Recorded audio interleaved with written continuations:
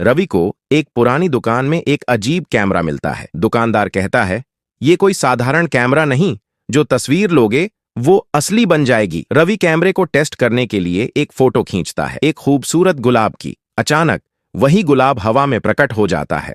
रवि रोमांचित होकर ढेरों तस्वीरें खींचने लगता है। पैसे, खिलौने, चॉकलेट सब असली बन जाते हैं। लेकिन तभी रवि गलती से अपनी ही फोटो क्लिक कर देता है और अचानक उसका शरीर पारदर्शी होने लगता है। डर के मारे रवि भागता हुआ दुकान लौटता है। बेचारे इस रवि के लिए एक सब्सक्राइब कर दो प्लीज, और दुकानदार से मदद मांगता है। दुकानदार मुस्कुराते हुए कैमरा वापस लेता है। जैसे ही रवि दुकान से बाहर आता है, वह मुड़कर देखता है, दुकान गायब हो चुकी थी।